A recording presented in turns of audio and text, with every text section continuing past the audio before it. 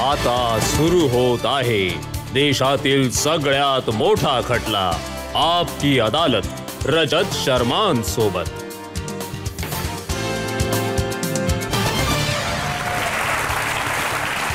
नमस्कार, आपकी अदालत मध्ये तुमचं स्वागत आहे। आपकी अदालत मध्ये आज सादर करूया एका अशा ताऱ्याला ज्याला तुम्ही खूप प्रेम दिलं, लाड केले, सन्मान दिला, त्यांच्या प्रत्येक फिल्मला मागील 14 वर्षांपासून मोठं सक्सेस दिलं। एक असा तारा जो आपल्या मर्जीने चित्रपट बनवतो, एक असा सितारा जो प्रत्येक वेळेस एका वेगळ्या नवीन रूपामध्ये दिसतो। Please welcome Aamir Khan.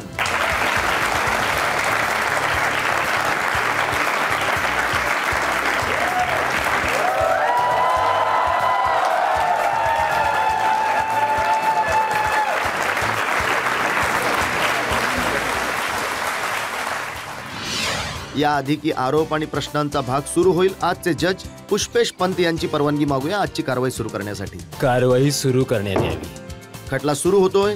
आपकी अदालत मध्ये पहिला आरोप आमिर खान यांच्यावर।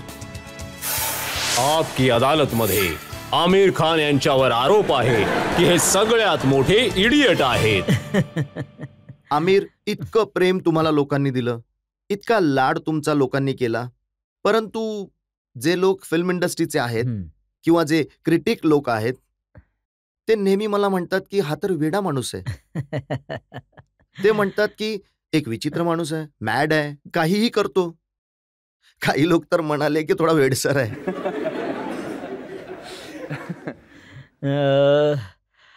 हा आरोप तर मला म्हणजे मान्य करावं लागेल की खरंच मी खूप वेडा आहे।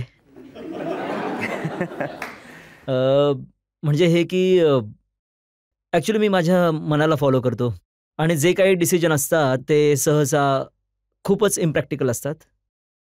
तर लोकांना हे वाटतं की हा काय मूर्खपणा करतोय। अच्छा, मला पण वाटतं की इम्प्रॅक्टिकल आहेत की जेव्हा मी डिसिजन घेत असतो की हा यार गोष्ट तर बरोबर आहे, करायला तर नको आहे, परंतु माझं मन म्हणतं की यार हे करायलाच पाहिजे। मी तुम्हाला एक एक्झाम्पल देतो, जसं की आम्ही बनवला होता चित्रपट रंग दे बसंती। आता रंग दे बसंती जेव्हा राकेश मेहराने मला गोष्ट ऐकवली, तर गोष्ट मला ज्या दिवशी ऐकवली त्याने मला गोष्ट ऐकली, मला खूप आवडली ती। मी त्याला म्हटलं की मेहरा, तुला एक गोष्ट लक्षात येते का की आता 2च महिने झालेत की 4th भगत सिंग आणि आझाद यांची फिल्म रिलीज झाली आहे आणि काही विशेष नाही चालली आहे, आणि 2 महिन्यानंतर आता तू मला ही गोष्ट सांगतोय ज्यावर पुन्हा भगत सिंग आणि आझाद यांच्यावरती फिल्म बनते। तर आम्ही 5वी रिमेक बनवतोय भगत सिंग आणि आझाद यांच्यावर। तर खूपच मोठा इम्प्रॅक्टिकल डिसिजन आहे ॲक्च्युली, पण हे माझं मन सांगत होतं की ही फिल्म करायची। आणि त्या संध्याकाळी माझ्या सिस्टरचा फोन आला न्यूयॉर्कवरून। तर त्यांना म्हणालो की मी आज एक फिल्म साईन केली आहे। फॅमिलीमध्ये एक मोठं म्हणजे सेलिब्रेशन होतं जेव्हा मी एक फिल्म साईन करतो, तेव्हा म्हणतात ना यार, अल्टिमेटली त्यांनी फिल्म साईन केली, कारण मी खूपच कमी करतो। तर ते म्हणाले, अच्छा कोणती फिल्म साईन केली दादा? मी म्हणालो की 5th remake of Bhagat Singh and Azad. तर ते हसायला लागले आणि म्हणाले की दादा यार, don't joke with me. I said, मी खरंच सांगतोय। तर जर तुम्ही एका दृष्टीने बघाल तर हा खूप मोठा इम्प्रॅक्टिकल असा डिसिजन आहे। किंवा जेव्हा मी तारे जमीन पर बनवली, तर चाइल्ड केअर आणि एज्युकेशनवर मी फिल्म बनवत आहे, जी म्हणजे मार्केटचे लोक विचार करतात की यार काय बनवतो हा, ही चालेल नाही चालणार, यामध्ये इन्व्हेस्ट करायचं की नाही। तर साधारणतः मागच्या 10 वर्षांचे डिसिजन तुम्ही बघाल तर सगळेच डिसिजन एक प्रकारचे खूपच इडियॉटिक जे लोक होते। तुमच्यावर प्रेम करतात, तुमच्याबरोबर काम करतात, ते सगळे घाबरतात या गोष्टीला जेव्हा तुम्ही कुठली फिल्म साईन करता। जसं की तारे जमीन परचं उदाहरण घ्या किंवा रंग दे बसंतीचं। त्यांना वाटतं आता गेला हा। नाही, एकदम बरोबर बोललात तुम्ही। आतापर्यंत ठीक होतं, परंतु यावेळी त्यांनी खूप मोठा पंगा घेतलाय। आता मी तुम्हाला सांगतोय 3 इडियट्सचाच पंगा जो मी आता घेतला। कुठला व्यक्ती ज्याला समजदार समजतात, शिकलेला मानतात, तो म्हणेल की मी इडियट आहे। आता बघा, या फिल्ममध्ये माझं खरं वय 44चं होतं आणि फिल्ममध्ये मी करत आहे 22 वर्ष। आता याहून मोठं धाडस काय करू शकतो हा?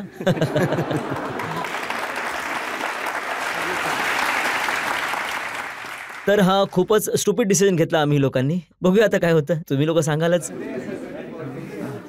इथे जे लोक बसलेत ते म्हणतात की तुम्ही वाटतात 22चे। नाही। ॲक्च्युअली जेव्हा मी शूटिंग करत होतो ना, 3 इडियट्ससाठी. तेव्हा मी खूप जास्त सिरियस होतो डाएट वाईटला घेऊन. आता शूटिंग कंप्लीट झालंय तर मग थोडा रिलॅक्स झालोय मी. थोडा खातो पितोय. तुम्ही खूप पोटभर खाल्लं गजनीमध्ये.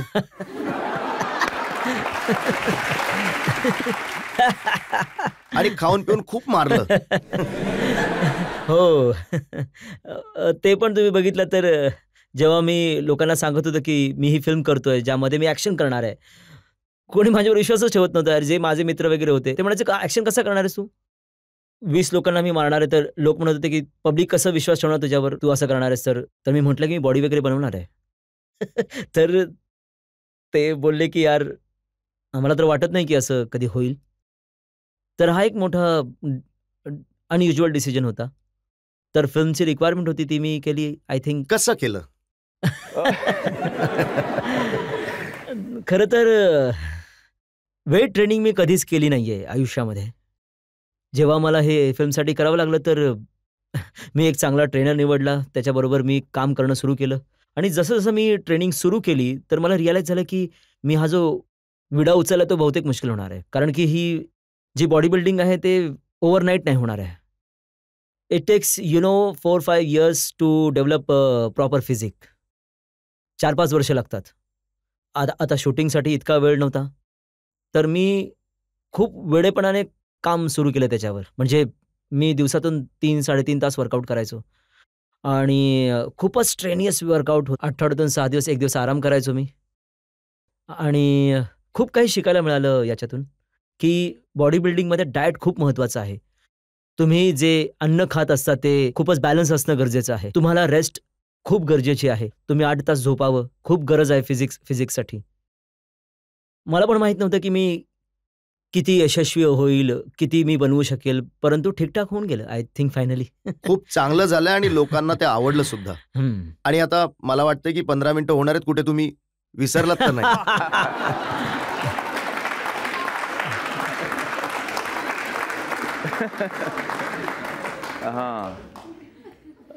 तुम्हाला सांगू रजतजी, ही एक विचित्र गोष्ट आहे, की माइंड इतका एक विचित्र गोष्ट आहे. जेव्हा मी गजनी रोल केलाय, त्याआधी माझी मेमरी खूप ठीक-ठाक होती, शार्प होती. आणि गजनी केल्यानंतर मी गंमत नाही करत आहे, खरंच गजनी केल्यावर माझी मेमरी खूप वीक झाली. म्हणजे मला लोकांचं नाव सुद्धा लक्षात नव्हतं राहत, विसरून जातो मी. गाडी चालवतोय, मी निघालोय कुठे जाण्यासाठी, मी विसरून जातो मी कुठे चाललोय. अच्छा, मी फोन लावतो तर तो फोन कोणी उचललाय तर मी बोलतो की हा कोण फोन केला यार, मी नाव बघतो मग. तर असं व्हायला लागलं माझ्याबरोबर. म्हणजे असं तर नाही ना की तुम्ही शरीरावर लिहून ठेवलेत नावं आणि नंबर? हो, ती लवकर येणार आहे वेळ बहुतेक. जेव्हापासून तुम्ही या प्रकारचे चित्रपट केले, जसं लगान तुम्ही जेव्हा फिल्म केलीत, त्यावेळी एका वेगळ्या प्रकारचे फिल्म्स चालल्या होत्या, फॅशनेबल फिल्म्स होत्या. जास्तीत जास्त फिल्म स्वित्झर्लंडमध्ये शूट होत होत्या. आता हिरोईन हिरोचे चेहरे वेगळे होते. त्यावेळी तुम्ही जेव्हा असं ठरवलं की मला लगान करायची, तर मग तुम्हाला कोणीतरी सांगितलं असेल ना की दादा काय करताय हे? नाही, खूप लोकांनी मी सांगितलं. आय थिंक जास्त तर जे लोक होते, ज्या लोकांना माहीत होतं की मी काय बनवतोय किंवा काय बनवणार आहे ते, तर त्यांचं हे म्हणणं होतं की यार हे तू खूप मोठी रिस्क घेतोयस आणि हे तुला बनवायला नको आहे. जावेद साहेब लिरिक्स लिहित होते आमच्या फिल्मसाठी, तर त्यांनी गोष्ट ती ऐकली. आशुतोष जे गेले होते त्यांना गोष्ट ऐकवायला. त्यांचा मला फोन आला की यार आमिर तुला मला भेटायचंय, खूप अर्जंट आहे. मी म्हणालो की काय झालं, काय बोला ना. तर म्हणाले की आमिर इतकी कमालीची वाईट स्क्रिप्ट मी खूप वर्षापासून नाही ऐकली आहे, जी मी आज ऐकली आहे आणि खूप वाईट फिल्म आहे, खूप वाईट पद्धतीने फ्लॉप होणार आहे. तर please I am well wisher of yours, तुम्ही हे फिल्म नको बनवूस. आणि मी तर एकदम घाबरून गेलो होतो की जावेद साहेबांचा खूप आदर करतो मी. मी तर म्हणालो की थांबा, मी आता ताबडतोब तुमच्या घरी येतो. तर मी घरी गेलो, त्यांच्यासोबत 2-3 तास बसलो. मी समजून घेण्याचा प्रयत्न केला की ते काय म्हणत आहेत. ते जे काही सांगत होते ते सगळ्या गोष्टी आम्ही रूल्स समजून चालत होतो इंडस्ट्रीमध्ये की यार हे नाही करायला पाहिजे, ते नाही करायला पाहिजे, स्पोर्ट्स फिल्म नाही होणार. तर जितके रूल्स आहेत ते बोलले की जितके रूल्स आहेत सिनेमाचे, मेन स्ट्रीम सिनेमाचे, तुम्ही सगळे तोडत आहात आणि एका फिल्ममध्ये तोडत आहात. तर तुमची फिल्म खूप डेंजरस फिल्म तुम्ही बनवायला जात आहात. तर मी बोललो, जावेद साहेब तुम्ही चुकीचं बोलत नाही आहात, तुम्ही बरोबर बोलताय. परंतु माझं मन म्हणतंय की यार ही चांगली फिल्म आहे आणि मला बनवायला हवी. तर माझी इच्छा आहे की मी बनवावी, अशीच बनवावी. पण तुम्ही जर लिरिक्स लिहायची इच्छा नसेल तर कारण की मी तुम्हाला इतकी हं. खराब वाटली तर मी तुम्हाला रिक्वेस्टही करू शकत नाही. तर बोलले की "नाही, तुम्हाला जर सुसाईड कमिट करायचं आहे तर मी तुम्हाला हेल्प करून देतो." अच्छा, जेव्हा फिल्म बनली तर त्यांना खूप आवडली. मागचे 15 वर्ष बघितले तर 14 फिल्म तुम्ही केल्या आहेत, 13 फिल्म चालल्यात. हं, हं, एक फिल्म जिच्यासाठी तुम्ही खूप मेहनत घेतली, मिशी लावली, केस लावले, हं, हं. मंगल मंगल पांडे. पांडे. मंगल पांडे हो, तुमचं बोलणं बरोबर आहे. कुठे ना कुठे आम्ही चुकलो असू आमच्या नरेशनमध्ये, गोष्ट सांगण्यामध्ये. प पण माझ्या मनाच्या खूप जवळ आहे ती गोष्ट. कारण की ती गोष्ट आहे ती फ्रीडमच्या बाबतीत सांगत आहे. फ्रीडमच्या कन्सेप्टमध्ये सांगत आहे. कदाचित त्यामध्ये हिंदुस्थानी खूप भावनिक असतात, आणि जिथपर्यंत फ्रीडमचा प्रश्न आहे, आम्हाला वाटतं की यार इंग्रज इथे आले, आमच्यावर राज्य करून गेले आणि त्यांना आपण जोडे मारून बाहेर काढलं पाहिजे. तर त्या फिल्ममध्ये होत नाही, कारण की हिस्टॉरिकली मंगल पांडे वॉज हँग्ड. तर आम्हाला त्याचा एंड चेंज नाही करू शकत. कदाचित ही एक डिसअपॉइंटमेंट असेल ऑडियन्सच्या मनामध्ये. तुम्ही जर फिल्म बघितली असेल तर तुम्ही सांगा आमच्याकडनं काय कमी राहिलं आहे? नाही, मी मी तुम्हाला हे सांगू शकतो, की ती माझ्या सगळ्या फिल्म्समधली एक फिल्म मोजली जाते जी अपयशी होती. परंतु त्या फिल्मचा जो बिझनेस झाला होता, तो खूप सगळ्या यशस्वी फिल्मपेक्षा म्हणजे 2-4 पटीने जास्त झाला होता. तर माझी तुम्हाला- अपयशी फिल्म इतकी यशस्वी असेल तर मी आनंदी आहे. मी तर तुम्हाला अपयशाबद्दल नाही, उलट जो वेडेपणा आहे हो, हो, हो. तो, आणि तो काही आता नवीन देखील हो. नाहीये. ज्यावेळेस तुम्ही बाजी सिनेमा केलात हो, हो, खूप हो, वर्षांपूर्वी, हो, हो. तर मी ऐकलं होतं की त्यावेळी तुम्ही मुलीचा रोल करण्यासाठी तुम्ही पूर्ण बॉडीवर वॅक्सिंग केली होती. होय, होय, होय. खरं बोलताय. तर ह्या सगळ्या गोष्टी आहेत. मंगल पांडेमध्ये मी केस वाढवले होते, मिशी वाढवली होती. 1-1.5 वर्ष लागलं होतं मला आठवतंय गुलाम फिल्म, तुम्ही धावत्या ट्रेनच्या समोर उडी मारली होती आणि हो, मरता हो, मरता हो. वाचला होता. हो, हो, हो. तो विशेष वेडेपणा होता. तो तो अजिबात नव्हता करायला पाहिजे मला. किती उदाहरणं मोजून देऊ मी. राजा हिंदुस्थानीमध्ये तुम्ही वोडका प्यायला होता तुम्ही, तसं तुम्ही दारू पित नाही, परंतु रोल हो. करण्यासाठी. हो, तो सीन होता. अ, दारू पिऊन तो राजा जो आहे खूप इमोशनल होऊन जातो आणि पूर्ण म्हणजे पार्टी सर्व लोकं तर त्यामध्ये मी कधी दारू प्यायलो नव्हतो. मला वाटलं की यार ह्या सीनमध्ये मी कसं करू शकेल मी? इतकं कॉन्फिडंट नव्हतो मी. आणि मला नेहमी भीती असते की यार मी वाईट शॉट नको द्यायला. आता जर माणूस ड्रंक आहे तर मग, आणि मी स्वतः कधी दारू नाही प्यायलोय आयुष्यामध्ये, तर मी कसं करू शकेल तो सीन मला लक्षात येत नव्हतं. तर मी डायरेक्टरला सांगितलं की यार मी एक काम करतो, मी पिऊन घेतो. तर तर त्यामुळे काय होईल की जो नशा आहे तो चढेल आपोआप आणि मग ॲक्टिंग करायची गरज पडणार नाही. तर काम सोपं होऊन जाईल आपलं. तर त्याला भीती होती की यार तुम्ही तर कधी प्यायली नाहीये, परंतु तुम्ही जर प्याल तर मग 2-3 ग्लास नंतर तुम्ही कुठे झोपून न जाओ. तुम्ही तुम्ही फेंट होऊन जाल, माझी शूटिंग बंद होऊन जाईल. तर मी बोललो की चला करून बघूया काय होतंय. तर तुम्हाला विश्वास नाही बसणार, मी पूर्ण बॉटलमधलं थोडीशी राहिली होती फक्त बस. कारण की दिवसभर शूटिंग चाललेली, काही सीनच्या 8-10 तास शूटिंग चाललं होतं. तर प्रत्येक अर्ध्या तासानंतर तो येऊन जात होता तो ग्लास घेऊन. आणि म्हणजे पहिल्या 2 ग्लासानंतर तर जेव्हा मला प्यावं लागत होतं, तर मला अल्मोस्ट उलटी येत होती. कारण की मला सवय नव्हती and I was not used to it. So it was very, त्याची टेस्ट खूप विचित्र होती. सिस्टमला सवय नव्हती या गोष्टींची. आता सवय झालीये मग? नाही, सवय तर अजून पण नाही झाली आहे. त्यानंतर तुम्ही दारू पिणं नाही सुरू केलं? नाही, मी तर दूरच राहतोय ह्या गोष्टींपासून, जितकं शक्य असेल तितकं. इतके सारे वेडेपणाची उदाहरणं मी बघितली. हो. मग सगळ्यात मोठा वेडेपणाचा ऍक्ट कोणता होता?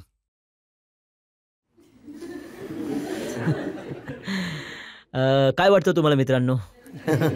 गजनी. अच्छा. माझा विश्वास नाही बसत. पण त्याच्यामध्ये वेडेपणा काय आहे? किंवा मग असं समजायचं की असं पात्र अजून यायचं बाकी आहे? नाही, आय थिंक की माझे सर्वच डिसिजन खूप विचित्र आहे प्रत्येक फिल्ममध्ये. मला वाटतं की एका फिल्ममध्ये ज्या सगळ्यात जास्त आनंद झालाय, म्हणजे तर माझा सगळ्यात चांगला वेडेपणा होता तुम्ही म्हणाल तर ती होती तारे जमीन पर. कारण की ती फिल्म अशी होती की जेव्हा मी त्याची गोष्ट ऐकली, एकतर मी खूप रडलो होतो आणि माझ्या आतमध्ये ज्या फीलिंग्स होत्या त्यावेळी मला वाटलं की यार मला हे शेअर करायचं आहे. आपल्या हिंदुस्थानच्या ऑडियन्स सोबत मला हे शेअर करायचं आहे, जे मला आता यावेळी फील होतंय. आता त्यामध्ये हिरोईन नव्हती. एका लहान मुलाची गोष्ट आहे. चाइल्ड केअर आणि एज्युकेशनवर फिल्म बनवत आहे मी. लोक मला विचारतात की डॉक्युमेंटरी बनवत आहे का? मी बोलतो की नाही भैय्या, मी फिल्म बनवतोय. डिस्लेक्सियावर फिल्म आहे ती. लोक विचारत होते डिस्लेक्सिया हा काय प्रकार आहे? तर ही खूप मोठी अडचण होती प्रोजेक्ट बनवण्यासाठी. पण ज्या प्रकारे ऑडियन्सने याला रिसीव्ह केलं आणि इतक्या लोकांचं आयुष्य बदललं यामुळे, म्हणजे एका प्रकारे या गोष्टीमुळे माझ्यामध्ये एक माणूस म्हणून माझ्यामध्ये खूप बदल झाले. मी लहान मुलांना वेगळ्या दृष्टीने बघायला लागलो. मी स्वतःच्या मुलांना वेगळ्या दृष्टीने बघायला लागलो. तर मला वाटतं की ही खूप महत्त्वाची फिल्म होती माझ्यासाठी, ना फक्त माझ्यासाठी, परंतु सगळ्या माझ्या ऑडियन्ससाठी.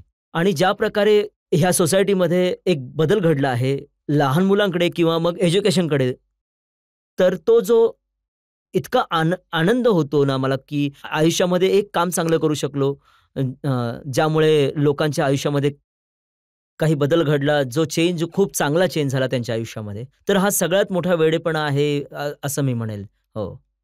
तुम्ही खूप चांगली फिल्म बनवली आणि खूप चांगलं काम केलं आणि मी इतकं नक्की बोलू शकतो की या एका फिल्ममुळे तुमच्यावर जो वेडेपणाचा चार्ज मी लावला होता तो मी परत घेतो.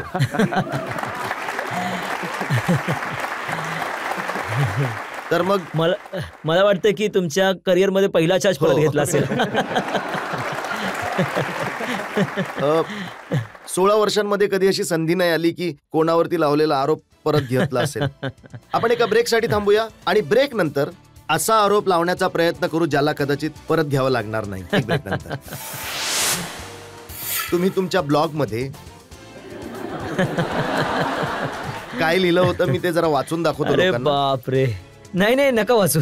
मी एका झाडाखाली माझी अम्मी आणि जुनैद बरोबर बसून गेम खेळतोय आणि शाहरुख माझे पाय चाटतोय.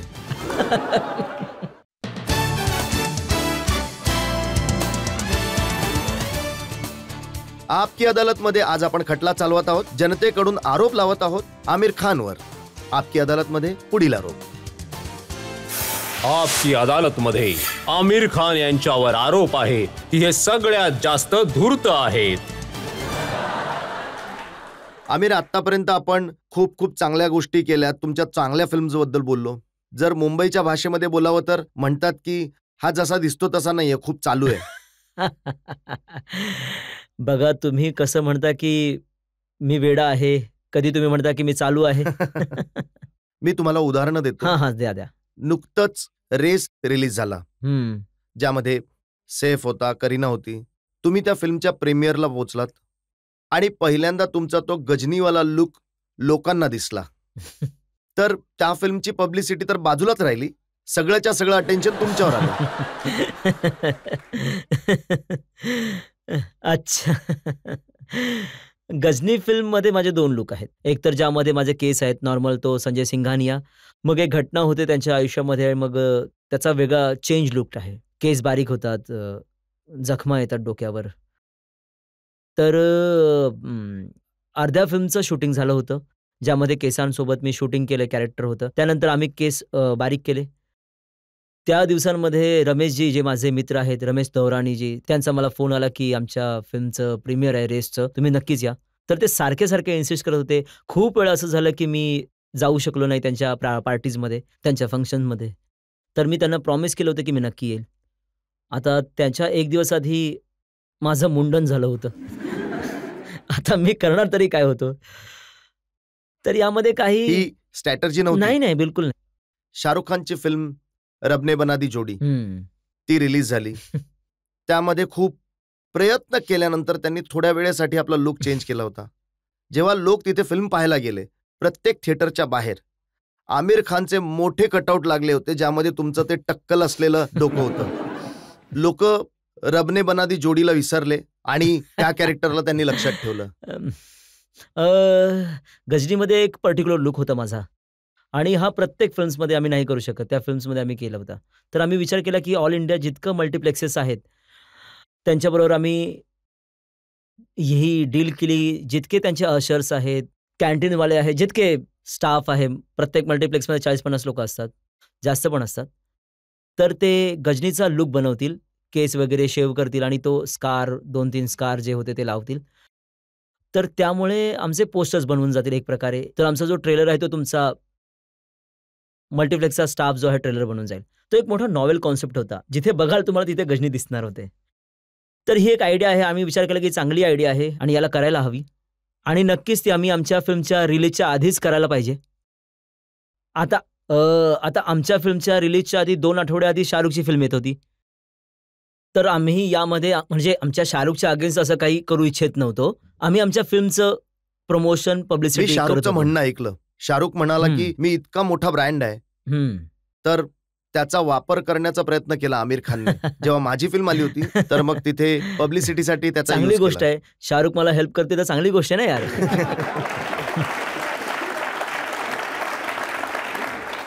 आज तुम्ही म्हणताय की ते तुम्हाला हेल्प करतील, तर चांगली गोष्ट आहे.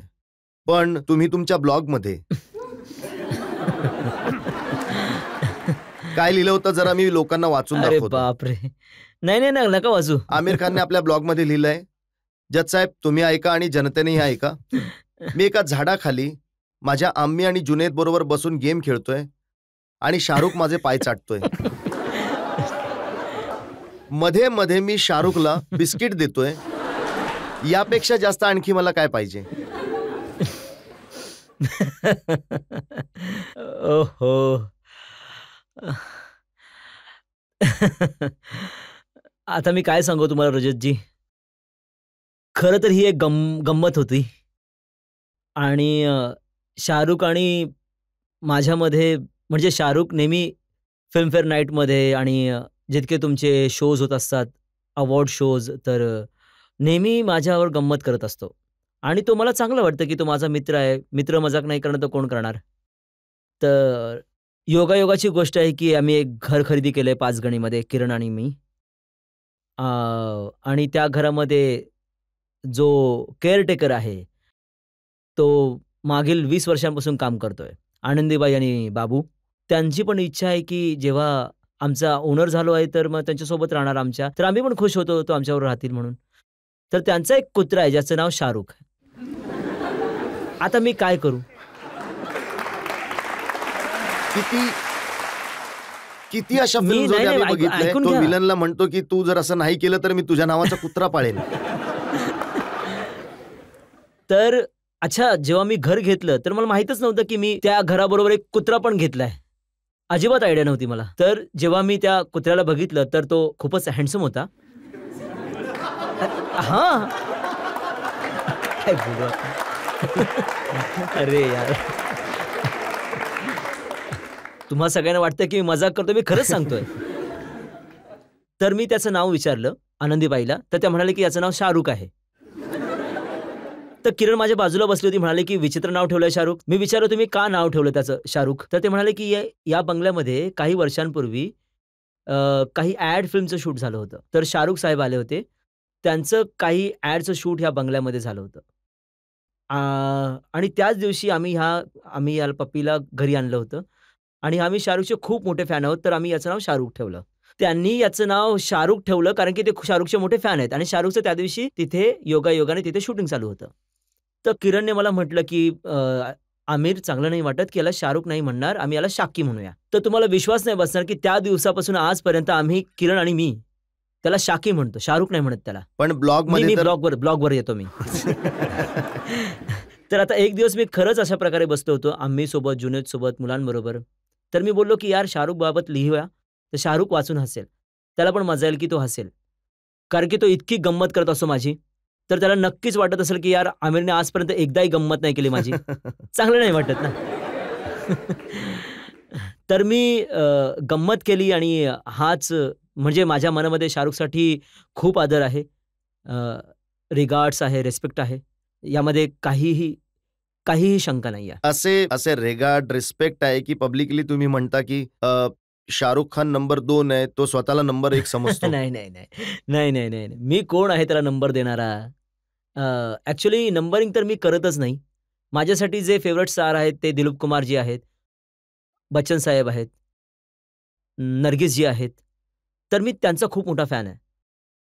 माझ्यासाठी नंबर 1 हेच असणार आहेत. लताजी नंबर 1 आहेत माझ्यासाठी. तर माझ्यासाठी नंबर 1 तर हेच आहेत.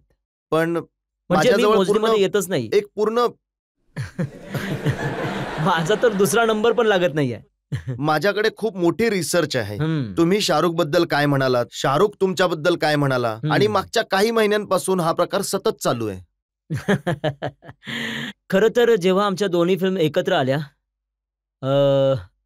रब ने बना दी जोडियानी आणि गजनी, दोघांमध्ये 2 हप्त्यांचा फरक होता रिलीज डेटमध्ये. तर त्यावेळी मीडियामध्ये शाहरुख पण इंटरव्ह्यू देत होता, मी पण इंटरव्ह्यू देत होतो. तर मला वाटतं की त्यावेळची गोष्ट त्याच आहे, वेळची त्या गोष्ट आहे. काळची गोष्ट आहे. तुम्ही म्हटलं की त्यांना मार्केटिंग स्किल्स येत नाहीत. नाही नाही नाही नाही, मी असं नाही बोललो. माझ्याकडून ॲक्च्युली मी तुम्हाला सांगू, मागील 20 वर्षांपासून मी कधी शाहरुखवर कमेंटही नाही केली, कधीच नाही केली आहे. परंतु शाहरुखने नेहमी माझ्या बाबतीत खूप गोष्टी बोललेल्या आहेत. मी कधी उत्तर देत नाही. योगायोगाने यावेळी आम्हा दोघांच्या फिल्म एकत्र लागल्या होत्या, तर मीडियावर त्यांच्या प्रश्न विचारत होती, मलाही विचारत होती. आता त्यांनी यावेळी देखील जसे आधी खूप काही गोष्टी बोलल्या माझ्या बाबतीत, यावेळी पण खूप बोलल्या त्यांनी. तर यावेळी मला वाटलं की उत्तर द्यायला पाहिजे. तर मी काही उत्तर दिलेत. चांगली उत्तरं दिलीत तुम्ही. आता जे मला खरं वाटलं ते मी उत्तर दिलं. तर मी कधी त्यांना नंबर 2 नाही म्हणालो. तुम्ही हे बोललात की ते नंबर 1 नाहीयेत. नाही, मी हे नाही म्हणालो. मी हे पण नाही बोललोय. मी बोललो की यार माझ्यासाठी सचिन तेंडुलकर नंबर 1 आहे. आजपर्यंत तर मला त्याला कधी बोलताना ऐकलं नाही की नंबर 1 आहे. मी हे बोललो. त्यांची मुलं जे आहेत ते तुमचे मोठे फॅन होते, आणि जेव्हा तुम्ही हे कुत्र्यावाली गोष्ट लिहिली तर मुलं तुमच्यावर नाराज झालेत. हो. बघा, मी शाहरुखचा खूप इज्जत करतो. खास करून ह्या कारणासाठी शाहरुखची इज्जत करतो की he is a really family man. He is always looking after his children, his wife, his sister, his family. I really respect for him for that. मी खूप इज्जत करतो त्याची. आणि जर माझ्याकडनं असं काही घडलं आहे, नकळतपणे त्याच्या परिवाराला किंवा त्याला वाईट वाटलं असेल, तर मी अनकंडिशनल अपॉलॉजी मागतो शाहरुख खानला आणि त्याच्या फॅमिलीला. कारण की मी कोणाचंही मन दुखवू इच्छित नाहीये.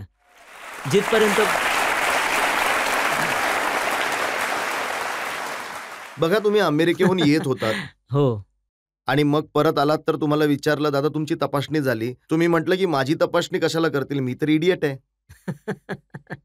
आणि त्याबरोबर हे सुद्धा जोडलं. हे बघा, तुम्ही मीडियावाले पहिले तर आम्हा लोकांना पकडून घेता आणि मग जेव्हा उत्तर देतो तुम्ही परत रागवता.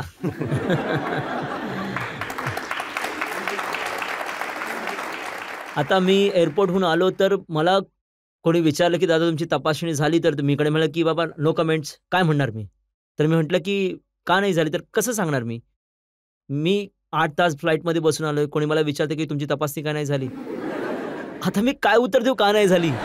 तर जे माझ्या मनामध्ये आलं ते मी सांगितलं की बाबा माझी नाही झाली, कारण की मी इडियट आहे. इडियट लोकांची नाही होत. तुम्ही हे नाही सांगितलं की त्याचबरोबर तुम्ही हेही बोललात शाहरुखची यासाठी झाली की तो आपल्याला खूप इंटेलिजंट समजतो.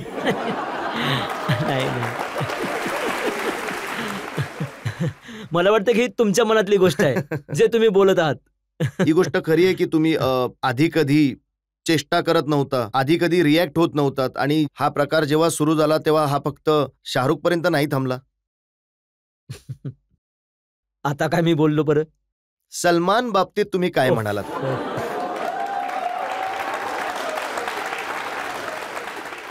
आता काय बोललो मला आहे हे मी माहिती सलमानच्या झालं बाबत? की तुमचा जो भाचा आहे त्याची जी फिल्म आली ज्यामध्ये तुम्ही मेन मागील सूत्रधार होतात, त्यामध्ये तुम्ही एक गाणं लिहून घेतलं होतं. ते गाणं आहे मस्कुलर, व्हेरी मस्कुलर, है पॉप्युलर, व्हेरी पॉप्युलर. हे सगळं सलमानच्या बाबतीत आहे. मग त्यामध्ये पुढे असं आहे की पप्पू दिखने में अंग्रेज है, पप्पू की गाड़ी तेज है, पप्पू कुड़ियों में क्रेज है, आणि पुढे असं आहे बट पप्पू कांट डांस आला.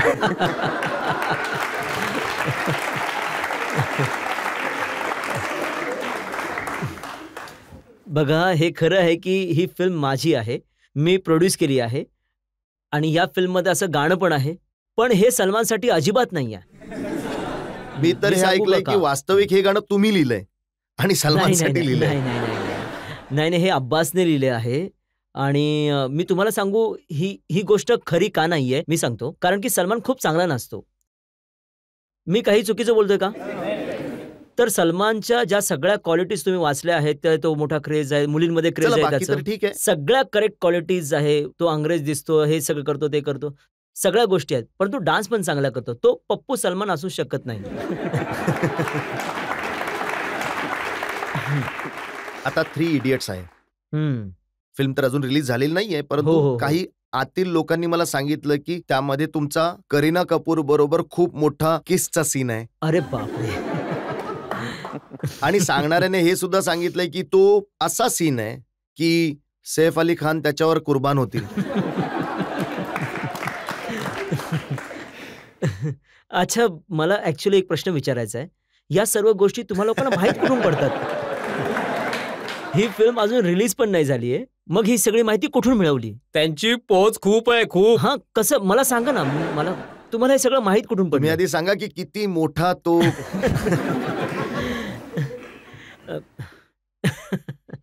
हे बघा, तुम्ही फिल्म बघाल तर तुम्हाला समजेलच. मी काही मोजलं नाही ते. पण एक रोमॅन्टिक मूव्हमेंट आहे एक छानसा. पण हे सगळं माहीत कुठून पडलं तुम्हाला? फिल्म तर अजून लागली नाहीये. काय मग हे खरं आहे का की हा एक असा स्टंट आहे जो यांची जी फिल्म आहे कुर्बान यालाच कुर्बान करून नाही टाकेल? नाही असं काही नाहीये.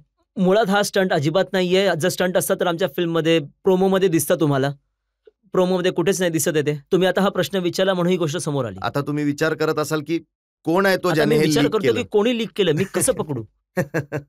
कोणाला? कारण की हे ना आमच्या प्लॅनमध्ये पण नव्हतं याला वापरायचं. कारण की आमच्या ह्या फिल्मचा सेलिंग पॉइंटच नाहीये. आम्ही फिल्म जी बनवली आहे, या गोष्टीवरती थोडीच आम्ही फिल्म विकणार आहे किंवा लोकांना आत बोलवणार आहे या गोष्टीवरून. आमची जी फिल्म आहे त्याची गोष्ट इतकी कमाल आहे. माझं हे मानणं आहे की याचा जो युनिक पॉइंट आहे फिल्मचा, तर याची गोष्ट आहे. इतकी विशेष गोष्ट आहे की जो राजीव जो डायरेक्टर आहे याचा, ही त्यांची विशेषता आहे की ते तुम्हाला एंटरटेन करतात. त्याबरोबर तुम्हाला एंट्री सुद्धा करतात. म्हणजे तुम्हाला मजा पण येईल आणि काहीतरी मिळेल पण तुम्हाला त्या फिल्ममधून. जसे तुम्ही बनवले गांधीगिरी, मुन्ना भाई, लगे रहो मुन्ना भाई, MBBS. तर या फिल्ममध्ये पण आम्हाला वाटतं की अशी गोष्ट लिहिली की ज्यामध्ये आपल्याला पाहायला मजा येते, एंटरटेन होतो आपण. त्याबरोबरच आपण एक महत्त्वाची गोष्ट सुद्धा शिकतो. आम्ही वाट बघूया फिल्मची आणि हे सुद्धा बघू तो की सीन किती मोठा आहे ते. आणि आता यावेळी एका ब्रेकसाठी थांबूया आणि ब्रेक नंतर जेव्हा आपण भेटू तेव्हा आपकी अदालत मध्ये आमिर खान यांच्यावर जनतेच्या खटल्याचा आणखी एक भाग.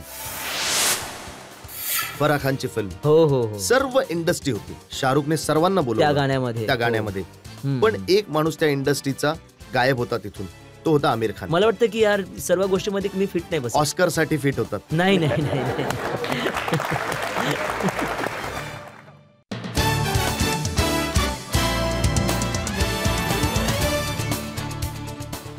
आपकी अदालत मध्ये आज आपण जनतेच्या वतीने स्पष्टीकरण मागत आहोत फिल्म स्टार आमिर खान यांना.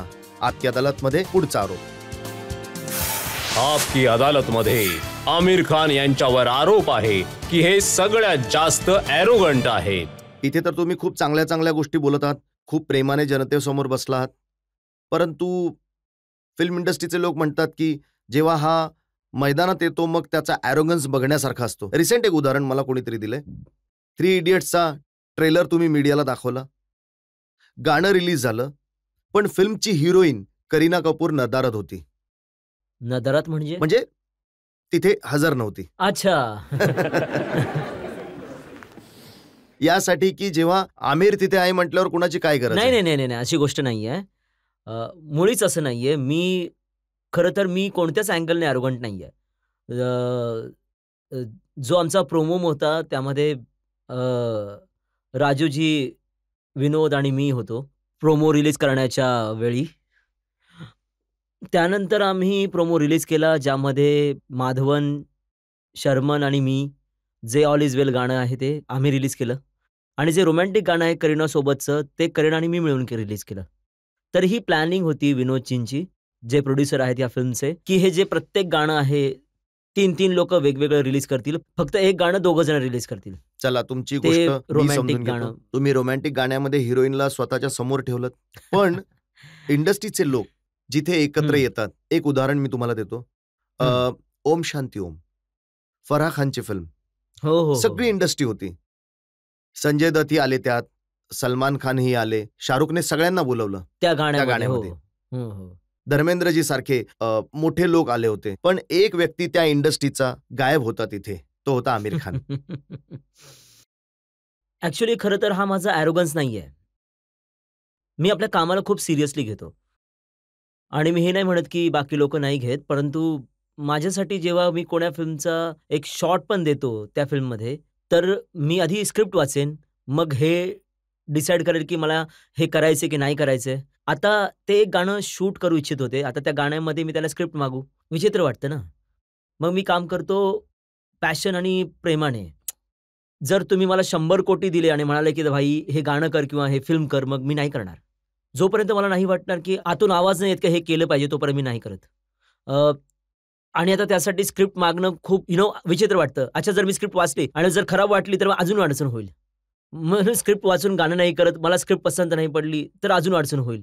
तर ह्या सगळ्या गोष्टींपासून दूर राहतो. आणि तुम्ही नोटीस पण कराल की मी पार्टीजपासून थोडंसं लांब राहतो, फंक्शनमध्ये कमी जातो. अवॉर्ड्स घ्यायला तुम्ही नाही जात, अवॉर्ड्स घ्यायला मी नाही जात. त्यालाही तुमचा ॲरोगन्स मानला जातो. नाही, की actually जिथे सगळी arrogance- इंडस्ट्री असते तिथे ऍक्च्युली ॲरोगन्स नाही येतो. मला वाटतं की यार या सगळ्या गोष्टींमध्ये मी फिट नाही होत आहे.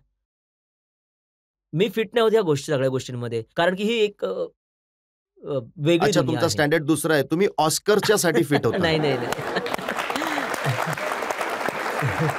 काय बोलताय तुम्ही? खूप चांगला प्रश्न विचारला तुम्ही. नक्कीच नक्कीच या गोष्टीमध्ये कोणती सत्यता नाहीये. जोपर्यंत हिंदुस्थानचे जे अवॉर्ड्स आहेत, जो माझा एक्सपिरियन्स राहिलाय त्यांच्याबरोबर, चांगला नाही राहिलाय. कोणतीही गोष्ट लपलेली नाहीये, सगळ्यांना माहीतच आहे. तर मी दूर राहतो ह्यापासून. ऑस्करमध्ये एकदा गेलो होतो, माझा चांगला एक्सपिरियन्स होता, खूप चांगला होता. तर जिथपर्यंत अवॉर्डचा प्रश्न आहे, जिथे मला वाटतं की काही गडबड होत आहे, मी दूर राहतो. हे जिथे बघा, मला हे वाटत नाही असं- गडबड होत नाहीये, तर मी लांब राहू. मला वाटतं की ऑस्करमध्ये ॲक्च्युअली मी फिल्म्स अवॉर्डसाठी अजिबात नाही बनवत. मी फिल्म बनवतो आपल्या ऑडियन्ससाठी. ऑस्करचं महत्त्व यासाठी आहे की माझ्यासाठी इतकंच आहे की त्याने ही जी फिल्म आम्ही बनवली आहे, तिला एक दरवाजा मिळतो, एक खिडकी मिळते बाकीच्या दुनियेसाठी. तर ॲज अ मार्केटिंग टूल मी त्याचा वापर करू इच्छितो, आणखीन काही नाही. कारण की या ऑस्करची लोकं मला काय म्हणतील, मी फिल्म चांगली बनवली की नाही बनवली? माझ्या ऑडियन्सने ऑलरेडी सांगितलं आहे की यार तुम्ही चांगली फिल्म बनवली की तुम्ही वाईट फिल्म बनवली. तर ज्यांच्यासाठी मी फिल्म बनवली आहे, ते मला सांगतील त्यांना कशी वाटली. त्यामध्ये मला जास्त इंटरेस्ट आहे. अवॉर्ड घेऊन मी काय करणार आहे? परंतु एक असा अवॉर्ड आहे की जो कान्स फिल्म फेस्टिव्हल आहे किंवा बर्लिन फिल्म फेस्टिव्हल आहे, ऑस्कर आहे, असे खूप मंच आहेत जे इंटरनॅशनल रिकॉग्नाइज्ड आहेत. जिथे जर तुमच्या फिल्मला तुमची फिल्म पसंत केली जाते. लगानचं उदाहरण घ्या तुम्ही. म्हणून महेश भट्टला हे म्हणावं लागलं की बर्लिन, कान्स, ऑस्कर याच्या गोष्टी करतात. जी व्हाईट स्किन आहे, गोऱ्या चमडीवाले आहेत, त्यांच्या पुढे झुकायला तयार आहे. झुकणं तर कोणासमोरच नाहीये. आम्ही कोणाच्या समोरच झुकत नाही. आणि त्यांच्या चमडीचा रंग काय आहे त्यामध्ये त्याच्याशी मला काही घेणं देणं नाहीये. उद्या जर बर्लिनवाले काळे होऊन गेले आणि मला काही फरक पडणार नाहीये. तर माझं हे म्हणणं आहे की हे जे प्लॅटफॉर्म्स आहेत, तुम्ही जे बर्लिनमध्ये घेऊन जा, कान्समध्ये घेऊन जा, ऑस्करमध्ये घेऊन जा. खूप वर्षांपासून यांनी एक लेव्हल ऑफ स्टँडर्ड मेंटेन केलाय. हे लेव्हल ऑफ स्टँडर्ड तुम्ही मेंटेन करा तर तुम्हाला पण तीच इज्जत मिळेल. हे तुमच्यावर आहे. तुम्ही तुमच्या इज्जतला स्वतःला व्हॅल्यू किती करता? मी जेव्हा आपला अवॉर्ड जर मी एका संस्था सुरू केली आहे, तर मी ती अवॉर्डमध्ये लोकांना विकायला सुरू करतो, तर माझं काय व्हॅल्यू राहील? तर मग ते तुम्ही तुम्हाला म्हणत आहात की हे सगळे अवॉर्ड्स मी हे नाही म्हणत आहे, हे तुम्ही विकले गेले म्हणताय. मी तुम्हाला एक एक्झाम्पल देतोय की तुम्ही आता तुम्ही सांगूनच टाका कोण कोण विकत घेतात अवॉर्ड्स. मी उद्या लिस्ट पाठवतो तुम्हाला. पण माझा जो पॉइंट आहे, जो मी म्हणत आहे की ह्या ज्या संस्था आहेत त्यांनी खूप वर्षांपासून आपलं एक स्टँडर्ड मेंटेन करून ठेवलंय, ज्या कारणामुळे लोक यांना या प्लॅटफॉर्म्सला मानतात. आणि जर आपली फिल्म्स इथे पसंत केली जाते, लगानचं एक्झाम्पल देतो तुम्हाला की लगान ऑस्करमध्ये नॉमिनेट झाली. आता जर ती की ऑस्करमध्ये नॉमिनेट झाली, तर खूप सारे लोक जगामध्ये जे सामान्यतः लगानबद्दल त्यांना माहीत पण नव्हतं. आता ते नेटवर जाऊन शोधतात की यार कोणती फिल्म आहे जी ऑस्करमध्ये नॉमिनेट झाली, आम्ही पण DVDवर बघू इच्छितो. तर त्या नादामध्ये खूप साऱ्या लोकांनी एक हिंदुस्थानी फिल्म पाहिली अनेक इंडियन मेन स्ट्रीम फिल्मला खूप पसंत केलं या गेलं. गोष्टीमध्ये किती सातत्य आहे की लगान जर 3.5 तास मोठी नसती, तिथल्या ऑडियन्सच्या ज्युरीच्या हिशोबाने ती छोटी असती, त्यामधून गाणी कमी केली असती तर कदाचित तिला अवॉर्ड मिळालाही असता. यामध्ये ऍक्च्युली कोणतीच सत्यता नाहीये. कारण की मी तुम्हाला एक्झाम्पल देतो की 56 फिल्म्स होत्या कदाचित त्या वर्षी. यावर्षी लगान कॉम्पिटिशनमध्ये होती. नॉमिनेट होणं, टॉप 5 मध्ये येणं इतकं कठीण आहे. जोपर्यंत ज्युरी मेंबर्सला जे जे अंदाजे 300-400 ज्युरी मेंबर्स असतात त्यांचे, म्हणजे 7-8 ज्युरी मेंबर्स नसतात. जोपर्यंत त्या 300-400 लोकांना तुमची फिल्म्स खूप पसंत पडत नाही, टॉप 5 मध्ये येऊ शकत नाही. तर जर त्यांना वाटतं की तुमच्या फिल्ममध्ये गाणी आहेत आणि आम्हाला गाणे पसंत नाहीत किंवा खूप लांब आहे, आम्हाला पसंत नाही, तर तुम्ही नॉमिनेटच नाही होणार. तुमची फिल्म खूप पसंत आली आहे. आपल्या हिंदुस्थानामधून एक फिल्म त्यांना इतकी आवडली आहे की तेव्हा जाऊन ती नॉमिनेट झाली आहे.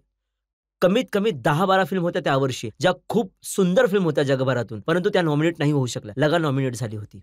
तर जेव्हा तुम्ही नॉमिनेट होता ऑस्करमध्ये, एक प्रकार तुम्ही जिंकता. ऑस्करमध्ये जेव्हा आम्ही फंक्शनमध्ये गेलो, तर तिथे मला मला म्हणजे इंग्रज होते, मी त्यांना ओळखत नव्हतो. ते मला यासाठी ओळखत होते कारण की त्यांनी लगान पाहिली होती आणि ते ज्युरी मेंबर होते, मला माहीत नव्हतं. आणि जेव्हा आमचं अनाउन्स नाही झालं, नो मॅन्स लँडचं नाव अनाउन्स झालं, तर फंक्शन संपल्यानंतर कमीत कमी 50 लोकं माझ्याजवळ आले आणि ते मला म्हणाले की "यार, मला खूप दुःख झालं की तुमची फिल्म नाही जिंकली." तर मी विचारलं, "का? का तुम्हाला का दुःख झालं?" तर ते म्हणाले, "आम्ही ज्युरीमध्ये होते, आम्ही तुमच्यासाठी वोट केलं होतं." तर आम्हाला इतकी पसंत आली ती फिल्म. जर तुमच्या फिल्मला नॉमिनेशन मिळालं, अवॉर्ड मिळाला असता तर खूप खुश झाले असते. पण कोण्या दुसऱ्या फिल्मला मिळाला, स्लमडॉग मिलेनियर, त्याला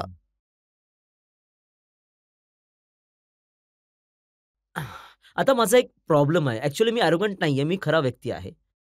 तर मी खोटं बोलू शकत नाही. जेव्हा स्लमडॉग मिलियनेअर मी पाहिली नव्हती, माझ्या मित्राची फिल्म आहे. अनिल कपूर माझा खूप चांगला मित्र आहे आणि डॅनी बॉयलचा मी स्वतः फॅन आहे. जेव्हा मी ऐकलं की त्यांनी फिल्म बनवली आहे आणि ती लोकांना खूप पसंत येत आहे, मी खूप खुश झालो होतो. मी प्रीमियरला पण गेलो होतो त्यांना विश करण्यासाठी. तोपर्यंत मी फिल्म पाहिली नव्हती. जेव्हा मी फिल्म पाहिली, तर मला वाटलं की यार मला पर्सनली ठीक-ठाक नाही वाटली, इतकी खास नाही वाटली. आता मी खोटं कसं बोलू की भाऊ मला खूप पसंत आली, खूप कमाल फिल्म आहे. तर मला ठीक वाटली फिल्म. आता ज्या प्रकारे त्यांनी दाखवलं हिंदुस्थानामध्ये या सगळ्या गोष्टी होतात, तर मला वाटतं की ह्या सगळ्या गोष्टी होत तर नाही आपल्या हिंदुस्थानामध्ये, ते दाखवत आहेत. तर मला पर्सनली मला फिल्म इतकी खास नाही वाटली. आता हेच खरं आहे, आता मी काय म्हणू शकतो? पण हेही तर खरं आहे की तिला ऑस्कर मिळाला आणि तुमच्या मिळाला फिल्मला ही नाही चांगली मिळाला. गोष्ट आहे. त्यांच्या मेंबर्सला पसंत आली, काय म्हणू शकतो? बघा सिनेमा एक सब्जेक्टिव्ह गोष्ट आहे. यामध्ये कोणते रूल्स आणि रेग्युलेशन नाहीयेत. एक फिल्म मला पसंत येते, तुम्हाला पसंत नाही पडणार. परंतु मला हे मानावं लागतं, की जो व्यक्ती मंगल पांडे बघून म्हणतो, की यार मी डिसअपॉइंटेड झालो. तर मला हे मानावं लागतं, की यार त्याने पाहिली आणि त्याला पसंत नाही आली. I have to accept that. I can't say की नाही, नाही तू चुकीचं आहे. फिल्म चांगली तुला का पसंत नाही पडली? आता नाही पसंत पडली त्याला. चला, काय करू शकतो ऑस्करची आपण? गोष्ट मी मानून घेतो हं. तुमची. ब्लॅक फिल्म, अमिताभ बच्चन, हं. सगळे रिस्पेक्ट करतात. तुम्ही ती फिल्म पाहिल्यानंतर म्हणालात की इनसेन्सिटिव्ह आहे ही फिल्म. इनसेन्सिटिव्ह. हो, हो. ब्लॅक जेव्हा मी पाहिली, मला नाही पसंत पडली. काय करू? आता त्यात मला वाटलं, की यार आपण आपण काय दाखवत आहोत आपल्या ऑडियन्सला? मला काय वाईट वाटलं माहिती आहे? की आपण जेव्हा मुलांबद्दल एक मुलगी आहे जी ऐकू शकत नाही, ती बघू शकत नाही, बोलू शकत नाही ती. आपण त्याच मुलीला चापट मारत आहोत, तिचे डोकं पाण्यामध्ये ढकलत आहोत आणि तिला आपण वेगवेगळ्या प्रकारे घाबरवून, धमकावून तिला टॉर्चर करून आपण तिला शिकवत आहोत. हिंदुस्थानामध्ये तुम्ही बघा, देशभरामध्ये चाइल्ड केअरमध्ये चाइल्ड अब्यूज किती होतो हिंदुस्थानामध्ये. आपण मुलांना कानाखाली मारताना दुसऱ्यांदा विचार करत नाही. कानाखाली मारणं तर नॉर्मल गोष्ट आहे. तर कानाखाली मारणं तर खूप नॉर्मल गोष्ट आहे भारतीयांसाठी. म्हणजे मी बोलत आहे सिटीज, गाव, स्मॉल टाउन्स तुम्ही बघून घ्या. तर इतकं चाइल्ड अब्यूज इतकं जास्त आहे हिंदुस्थानामध्ये, तर तुम्ही त्यामध्ये एक फिल्म दाखवत आहात, ज्यामध्ये तुमचा लीड ॲक्टर जो आहे, तिला चापट मारत आहे, तिचं डोकं पाण्यात टाकत आहे आणि त्यानंतर ती ठीक होऊन जाते. म्हणजे शिकून घेते जे काही शिकायचं आहे. तर तुम्ही काय मेसेज देतात ऑडियन्सला? तुम्ही हा मेसेज देताय, की दादा तुमच्या मुलांमध्ये कोणता प्रॉब्लेम असेल त्याला खूप मारा, ठीक होऊन जाईल.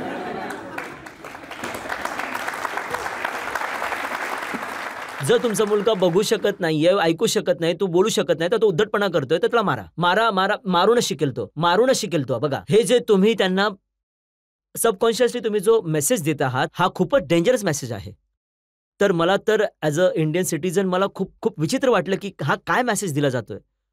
बघा, आमिरजींचं मी खूप इज्जत करतो आणि माझ्यासाठी ते नेहमीच एक अशा उंचीवर राहतील जिथे मी स्वतः आपल्या आयुष्यामध्ये कधी पोहोचू शकेल की नाही माहित नाही. तर ती ती ती गोष्ट वेगळी आहे. पण तुम्ही गप्प नाही राहू शकत, बोलणं गरजेचं आहे. बघा यामध्ये पण एक गोष्ट आहे की आता ही गोष्ट निघाली म्हणून मी सांगतोय. एक जर्नलिस्ट होता ज्याने माझा इंटरव्ह्यू घेतला. ब्लॅक मला पसंत नाही आली होती हे 2 वर्ष आधी मी म्हणालो होतो. आणि अमितजींना पण म्हणालो होतो ही, कारण की मी त्यांचा फॅन आहे. मी त्यांना जेव्हा भेटलो होतो त्याच्यानंतर तर त्यांना ही गोष्ट माहीत होती. मी त्यांना ही गोष्ट सांगितली होती आणि त्यांनी मला विचारलं पण होतं, "तुला का नाही आवडली?" तर मी त्यांना सांगितलं की काय-काय गोष्टी, ज्या गोष्टी वाटल्या मी त्यांना सांगितल्या. तर त्यांना ह्या गोष्टी माहीत होत्या. त्यानंतर 2 वर्षांनंतर म्हणजे ब्लॅक कधी रिलीज केलेली होती. त्यानंतर मग 2 वर्षानंतर माझा इंटरव्ह्यू घेतला आणि त्याने मला खूप प्रश्न विचारले होते. अच्छा, त्याने 2 वर्षापूर्वीचा इंटरव्ह्यू ऐकला होता माझा. तर त्याने मला पुन्हा विचारलं ब्लॅकबद्दल. तर मी परत तेच उत्तरं दिली त्याला. त्याने पूर्ण इंटरव्ह्यूमध्ये जो बाकी 2 तासाचा इंटरव्ह्यू दिला होता तो वेगळा ठेवून दिला. त्याने पुन्हा इंटरव्ह्यू ब्लॅकबद्दलच बनवला. तर असं वाटत होतं की मी म्हणजे हा 2 ब्लॅकच्या मागे लागलो आहे. तर ही अनफॉर्च्युनेट गोष्ट आहे. कदाचित नंतर मला वाटलं की कदाचित मला हे बोलायला नको होतं.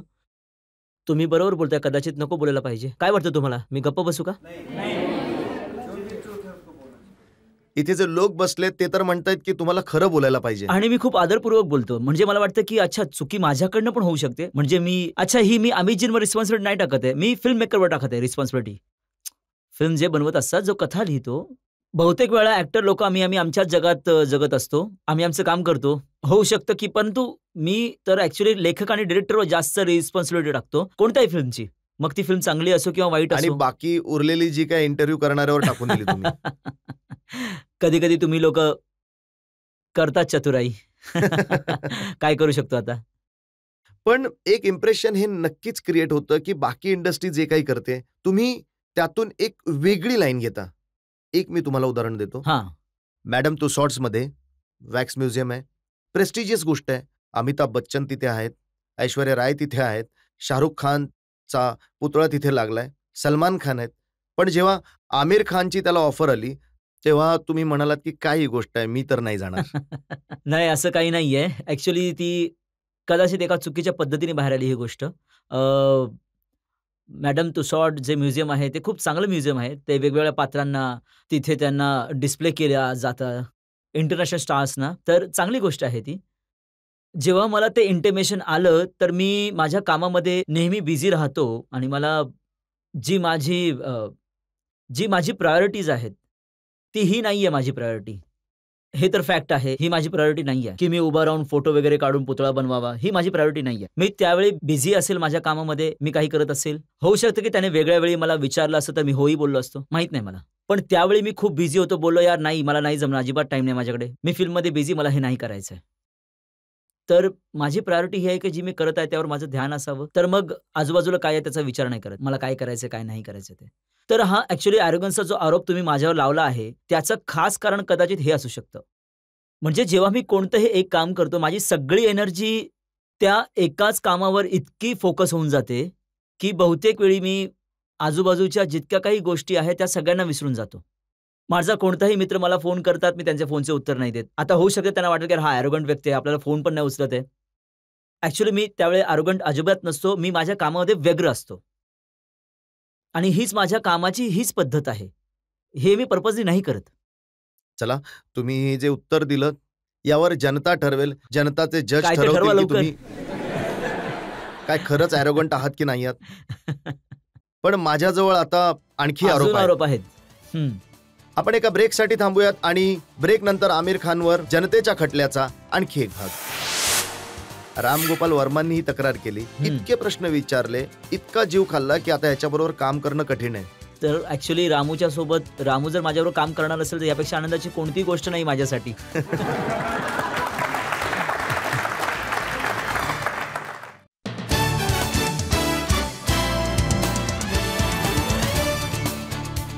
आपकी अदालत मध्ये आज आपले पाहुणे आहेत फिल्म स्टार आमिर खान. आपकी अदालत मध्ये पुढचा आरोप. आपकी अदालत मध्ये आमिर खान यांच्यावर आरोप आहे की हे सगळ्यात मोठे हुकुमशाह अर्थात डिक्टेटर आहेत. पूर्ण फिल्म इंडस्ट्री हे म्हणते की आमिर खान कंट्रोल फ्रीक आहेत.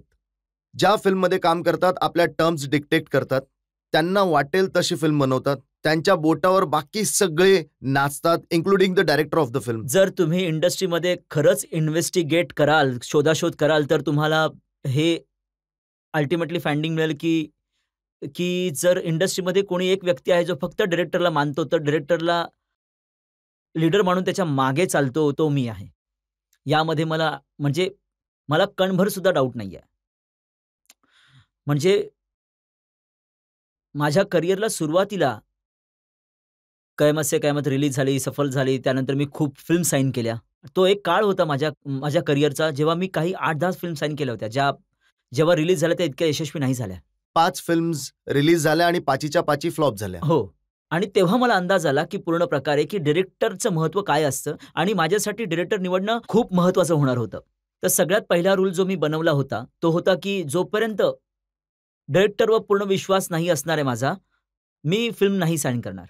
मग त्या डायरेक्टरला काय बनवायचं आहे, त्याची कहाणी मला किती एक्साइट करते, ते खूप महत्त्वाची गोष्ट आहे. आणि प्रोड्युसर असा असावा की जो आपल्याला सपोर्ट करेल, क्रिएटिव्ह टीमला सपोर्ट करेल फिल्म चांगली बनवण्यासाठी. जेव्हा फिल्म बनेल तर ते चांगल्या प्रकारे रिलीज करू शकेन. या 3 गोष्टी खूप महत्त्वाच्या आहेत माझ्यासाठी, जेव्हा मी कोणती फिल्म निवडतो. आणि या 3 गोष्टीमध्ये सगळ्यात महत्त्वाचं आहे की डायरेक्टर कोण आहे, डायरेक्टर कसा आहे.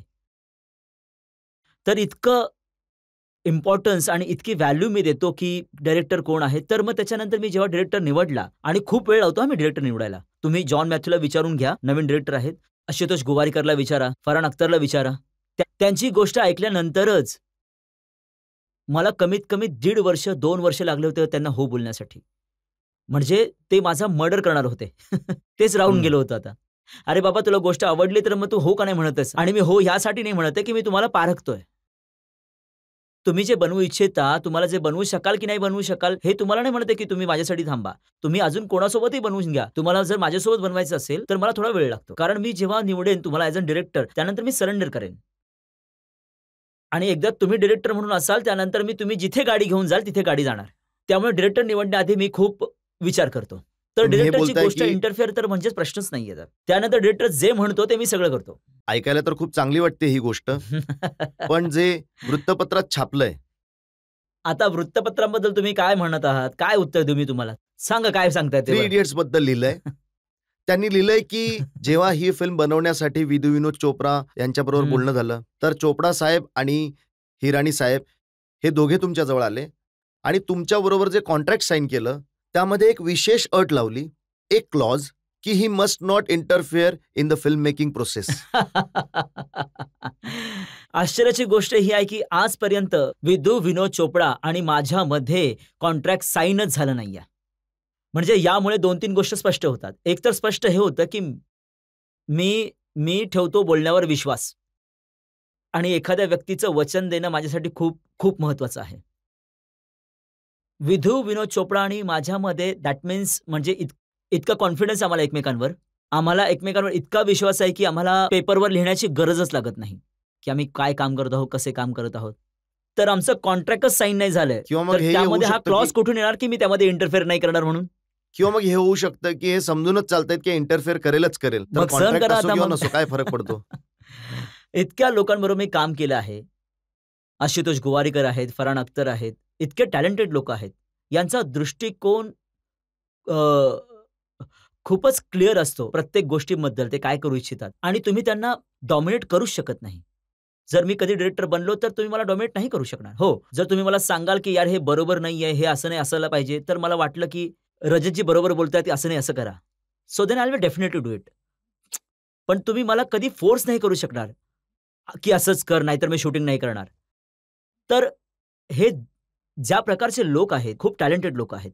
कितीतरी डिरेक्टरांची मी नावं सांगू शकतो. जॉन मॅथ्यूज आहे, आशुतोष गोवारीकर आहे, राकेश मेहरा आहेत. हे सगळे खूप टॅलेंटेड आणि चांगले डिरेक्टर पण आहेत. हे सगळे जे लोक आहेत, तुमच्या बरोबर जेव्हा काम केलं तेव्हा सक्सेसफुल झाले, पण दुसऱ्या कोणाबरोबर आले तर नाही चालले. तर इंडस्ट्रीचे लोक म्हणतात की घोस्ट डिरेक्टर आहे, मागून चालवतात आमिर खान. ही गोष्ट खूप पसरवली जाते की लोक म्हणतात की मी फिल्म डिरेक्ट केली आहे. पण हे इतकं अनफेअर आरोप आहेत. कारण की जितके हे डिरेक्टर आहेत, आशुतोष गोवारीकर, राकेश मेहरा, इतके सक्षम डिरेक्टर आहेत, यांचं क्रेडिट विनाकारण मला का मिळतं? उगाचच क्रेडिट देतात कारण मला. तुमच्याशिवाय जेव्हा त्यांनी सिनेमे बनवले तेव्हा ते इतके नाही सफल झालं, नाही ही झाले. गोष्ट मान्य करतो. तुमचं म्हणणं बरोबर आहे. हे मागील काही वर्षांपासून असं होत आहे. परंतु फिल्म मेकिंग एक कठीण प्रोसेस आहे. आणि आशुतोषचं एक आर्टिकल मी वाचलं, त्यामध्ये त्यांनी लिहिलंय की आमिर सजेशन्स देतात, पर्याय देतात हम्म. आणि त्यांच्या सजेशन्सना इंटरफेरन्सच्या रूपामध्ये प्रेझेंट केलं जातं. बरोबर बोलला तो. तर गोष्ट ही आहे की मी ऍक्च्युली जर मी खऱ्या अर्थाने मी याला इंटरप्रेट करायचा, समजवण्याचा प्रयत्न करेन, तर मी सांगतो की माझी सगळ्यात मोठी जी स्ट्रेंथ आहे ना, ती ऍक्टिंग नाही आहे. माझी सगळ्यात मोठी स्ट्रेंथ ही आहे की मी खूप कमाल असिस्टंट डिरेक्टर आहे. मी मस्करी नाही करत आहे. कारण की मी करिअर सुरू केलं 4 वर्ष ॲज अन असिस्टंट डिरेक्टर म्हणून काम केलं. माझे काका होते नासिर साहेब, त्यांच्यासोबत. माझी सगळ्यात मोठी जी स्ट्रेंथ आहे ना, ती असिस्टंट आहे. राम गोपाल वर्माने ही तक्रार केली आहे हं. की इतके प्रश्न विचारले, इतका जीव खाल्ला की आता ह्याच्याबरोबर काम करणं कठीण आहे. तर ॲक्च्युअली रामू जर माझ्याबरोबर काम नाही करणार, तर यापेक्षा आनंदाची गोष्ट माझ्यासाठी कोणतीच असू शकत नाही. मला खूप आनंद होतोय की तो माझ्यासोबत नाही काम करत आहे. पण एक अशी फिल्म आहे जिच्याबद्दल अशी चर्चा आहे की जिथे तुम्ही काम करत आहात आणि डिरेक्टरच्या समोर तुमचा आवाजही नाही निघत, काही सजेशन्सही नाही देत आणि जे म्हटलं जातं ते करता. कोणती फिल्म तुम्ही सांगू शकता? यावेळी बनत हो. आहे.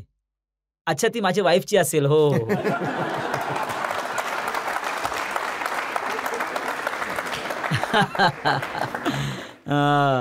बरोबर पकडलं तुम्ही. मी ऐकलंय की त्या फिल्ममध्ये ना बजेट जास्त आहे, ना त्यामध्ये दिखावा जास्त आहे, ना खूप हेल्प तुम्हाला मिळते, पण करावं लागतं कारण जसं डायरेक्टर खरं सांगतात. तर ही कदाचित माझी पहिली फिल्म असेल 20 वर्षाच्या करिअरमध्ये, ज्यासाठी मी खूप पिच करत होतो की यार ह्या फिल्ममध्ये राहावं ॲज अन ॲक्टर. आतापर्यंत कोणती अशी फिल्म नाही आली की मी ती फिल्म करू इच्छित आहे आणि डिरेक्टर मला बोलतोय की नाही तू या फिल्ममध्ये नसणार आहेस. आणि जेव्हा मी किरणची ही गोष्ट ऐकली, ती मला खूप आवडली होती आणि माझी इच्छा होती की यामध्ये एखादा रोल करावा. आणि किरण म्हणाली की नाही, तू यामध्ये नाही ॲक्टिंग करणार. तर मला खूप वाईट वाटलं. मी म्हणालो, का बाबा? तर ती म्हटली की तू खूप मोठा स्टार आहेस आणि माझी फिल्म खूप छोटी आहे, तर तू यामध्ये फिट नाही होणार. तर मी म्हणालो, तू असं का बोलतोस? ती म्हणाली की नाही, मी खूप गोरिल्ला स्टाईलने शूटिंग करणार आहे. मी कॅमेरा छोटासा असेल, 16 mm कॅमेरा. मी रोडवर निघून जाईल, मी अशा-अशा ठिकाणी जाईल, जिथे जाईल ती खूप गर्दी असेल आणि तुम्हाला सोबत घेऊन जाल तर मग पूर्ण यात्रा चालेल माझ्याबरोबर. 300 लोकं असतील तुमच्याबरोबर आणि त्यामुळे मला अशी फिल्म नाही बनवायची आहे. माझा क्रू असेल 8 ते 10 लोकांचा. तर तुझ्याबरोबर ते शक्य नाही आहे. कारण की तू ज्या फिल्ममध्ये असतो त्याचं पूर्ण स्केल वाढून जाते. तर मी म्हणालो की बाई, स्केल मी छोटी करून देईल, मला तू घे तर खरं. तरी तिने होकार नाही दिला. कारण की त्यांना क्रिएटिव्हली अजिबात फिल्मला डिस्टर्ब करायची इच्छा नव्हती. कारण की मी ऑडियन्स फिल्म जेव्हा बघेल, तर त्यांना असं वाटेल की यार हे पात्र आहे, स्टार नाही. तुमच्यापेक्षा जास्त हट्टी आहेत खूप त्या? जास्त हट्टी आहे. तर मी तिला कसं मनवलं हे तुम्हाला सांगतो आता. तर त्यांना म्हटलं की आणखीन काय ते लॉप साइड होऊन जाईल की ते 3 डायलॉग आहेत, तुम्ही सडनली एक स्टार आहात, तर ते तुम्हाला सूट नाही करणार. क्रिएटिव्हली माझ्या लक्षात नाही येत. तर तिने फायनली मला सांगितलं की तू या फिल्ममध्ये नाही आहेस. तर मी खूप उदास झालो आणि म्हटलं की ठीक आहे, चल फिल्ममध्ये नाही आहे. आता त्याची कास्टिंग सुरू झाली. ती लोकांना कास्ट करत होती आणि वेगवेगळे स्क्रीन टेस्ट चालू आहेत. आता ती मला दाखवत पण आहे की हे बघ बाबा, हे आम्ही याबद्दल असा विचार करत आहे, हा चांगला आहे, हा चांगला आहे. ते मी बघत आहे की कोण निवडलं जातंय माझ्या रोलसाठी. तर मला खूप त्रास होत होता आणि मग मी एक दिवस बोललो किरणला. मी म्हणालो, "यार एक काम करूयात." कारण की ती ज्या लोकांना निवडत होती, ते मला वाटत होतं की यार हे इतके चांगले ॲक्टर नाही आहेत. यांच्यापेक्षा बेटर असायला पाहिजे. तर मी किरणला म्हणालो की यार एक काम करूयात. मी स्क्रीन टेस्ट देतो या फिल्मसाठी. यासाठी नाही की मी फिल्ममध्ये राहावं, कारण की तू तर बोलून दिले की स्पष्टपणे की मी फिल्ममध्ये नसणार आहे. तर मी एक्सेप्ट केली ती गोष्ट, मी फिल्ममध्ये नाहीये. पण तू जेव्हा स्क्रीन टेस्ट घेशील माझी, तर तुला अंदाज येईल की यार ह्या पात्राबरोबर काय-काय होऊ शकतं. पॉसिबिलिटीज काय आहेत आणि यामध्ये जो पण ॲक्टर येईल तो तुम्हाला पण क्लिअर होईल ॲज अ डायरेक्टर की हे पात्र कसं येऊ शकतं पडद्यावर. त्यामुळे स्क्रीन टेस्ट घे तू माझी, not to take me in film. मला फिल्ममध्ये नको घेऊस. जस्ट की तुला एक एक्सपिरियन्स मिळेल की काय होऊ शकतं इथे. तर त्याने विचार केला. अच्छा, बोलले ठीक आहे, चल करूया. तर गजनीची शूटिंग सुरू होती हैदराबादमध्ये. तर मी तिला तिथे बोलावलं. तर एक दिवस जेव्हा माझी शूटिंग नव्हती, सुट्टी होती, तर मी म्हणालो की चला आज स्क्रीन टेस्ट करूया. तर मी स्क्रीन टेस्ट दिली तेव्हा आणि जेव्हा स्क्रीन टेस्ट दिली तेव्हा ती शॉक झाली. तर तिला असं वाटलं की अच्छा, हे तर मी असा सगळा विचार केला नव्हता, हे असंही होऊ शकतं. तर ती स्क्रीन टेस्ट तिच्यासमोर होती. स्क्रीन टेस्ट होऊन गेली. मी म्हणालो चला आता तुम्ही शोधून घ्या तुमचा एखादा ऍक्टर आणि तुला एक आयडिया तर आली की कॅरेक्टर कसं असू शकतं. त्यानंतर त्यांनी खूप शोधलं. त्यांनी खूप शोधलं की यार कोणी असा मिळून जाईल. आणि हाच माझा प्लॅन होता की त्यांना फसवण्यासाठी की यार आधी आपण स्वतःला जे आपण ऍड्समध्ये दाखवतो ना हे तुम्हाला मिळू शकतं. तर त्यानंतर त्यांनी खूप शोधलं, त्यांना कोणी मिळालं नाही. त्यांच्या नजरमध्ये मी बसून गेलो. तर मग 1-2 महिन्यानंतर त्यांनी मला सांगितलं की यार मला वाटतं की तुलाच करायला पाहिजे. तर मग मी खूप हसलो, आनंदी झालो. आणि मग त्यांना हे पण सांगितलं की बघा माझा ट्रॅक रेकॉर्ड बघा. रंग दे बसंती तू बघ एकदा. 3 इडियट्स तू बघू शकतेस किंवा तारे जमीन पर तू बघ किंवा दिल चाहता है बघ तू. ह्या सगळ्या फिल्म्समध्ये मी पात्र आहे. मी आमिर खान नाहीये. माझ्या जेवढ्या पण फिल्म्स आहेत तुम्ही उचलून बघा. मी त्यांना एक्झाम्पल या फिल्मचं यासाठी दिलं कारण की माझ्याबरोबर आणखीन 2-4 लोकं होते. रंग दे बसंतीमध्ये अजून 4 पात्र आहेत. मी पण आहे. ते 3-4 लोकं स्टार नाहीत, मी स्टार आहे. परंतु फिल्ममध्ये कोणी स्टार नाहीये. फिल्ममध्ये मी एक पात्र आहे. आणि ऑडियन्सनी पण त्यावेळेस पात्राच्या रूपातच बघतात. ते विसरून जातात की मी आमिर खान आहे. हेच माझं म्हणजे कला आहे. पण हा जो पूर्ण प्लॅन होता, हं. किरणच्या बरोबर फिल्म करत आहात, याला सिक्रेट का ठेवलं तुम्ही? सिक्रेट ठेवण्याचं एकच कारण होतं की किरणची जी स्टाईल होती शूट करण्याची, म्हणजे तिला एका अशा जागेवर मोहम्मद अली रोडवर शूट करायचं होतं तिला. आता मोहम्मद अली रोडवर मी कसं शूट करणार? मोहम्मद अली रोडवर त्यांना शूटिंग करायचं जेव्हा रमजानच्या वेळी इफ्तारीची वेळ असते ना ती. मी चालत आहे रस्त्यावर. हजारो लोक तिकडे असतात. हजारो लोक असतात. भयंकर गर्दी असते तिथे. आता ती माझ्यावर कशी शूट करणार? तर यासाठी आम्ही ह्या गोष्टीला सिक्रेट ठेवलं की मी त्या फिल्ममध्ये आहे. जेणेकरून मी सडनली येईन, आम्हाला शॉट मिळेल आणि आम्ही निघून जाईल तिथून. जिथे पब्लिकला माहिती आहे की किरणच्या फिल्ममध्ये आमिर आहे, तर मग पूर्ण मीडिया आधी तिथे येईल. क्राउड येण्याच्या आधीच मीडिया येऊन जाईल तिथे. त्यामुळे आम्ही असं ठरवलं की ह्या गोष्टीला बाहेर येऊच देऊ नका. आता तिथे एक बाद बाजार म्हणून एक जागा आहे. त्याच एरियामध्ये मोहम्मद अली रोडच्या जवळ, जिथे इतकी गर्दी असते आणि माझे जे पात्र आहे ते तिथे राहतंय. 3ऱ्या मजल्यावर त्याचं घर आहे. आता मला तिथे शूटिंग करायची आहे. तर आम्ही असं केलं की आम्ही कोणाला सांगितलं नाही की मी फिल्ममध्ये आहे. रात्रीचे 3:30 वाजता मी त्या एरियामध्ये आलो माझ्या गाडीने. जेव्हा पूर्ण शांतता होती, सगळे झोपले होते. 3ऱ्या मजल्यावर मी चालत गेलो आणि मी दरवाजा बंद केला. 3 आठवडे मी तिथे आत राहिलो. कोणाला अजिबात समजलं नाही की मी तिथे आतमध्ये शूट करतोय. त्यांना वाटलं काहीतरी डॉक्युमेंटरी चालू आहे, माहीत नाही कोण आहे, 8-10 लोकं आहेत, इकडे-तिकडे फिरत असतात. आमिर खान त्या 3ऱ्या मजल्यावर शूटिंग करत आहे हे कोणालाच माहीत नव्हतं आणि हजारो लोक तिथे गाडी नाही पोहोचत कारण की तिथे इतके लोकं चालत असतात.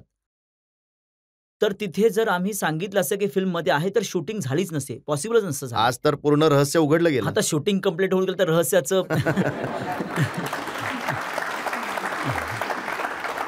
तर मला ॲक्चुअली खूप मजा येत होती तिथे. 3 आठवडे मी तिथे होतो आणि शूटिंग पण होत होती. मीही तिथेच राहत होतो. एक खोली होती आणि एक बाथरूम होतं. तर तर डायरेक्टरने जितक्या माझ्या मीटिंग्स होत्या, हे तुम्हाला सांगतो हे खूप एंटरटेनिंग गोष्ट आहे. जितक्या माझ्या मीटिंग होत्या, विनोद चोपडा आहे, राजू हिरानी आहे, मला भेटायला तिथे यायचे. आपले ते याची 3 इडियट्सच्या डिस्कशनसाठी. शूटिंग चालू आहे खोलीमध्ये आणि दुसरी एक खोली आहे बाथरूम. बाहेर तर मी जाऊ शकत नाही. तर मीटिंग सगळ्या माझ्या बाथरूममध्ये चालायच्या.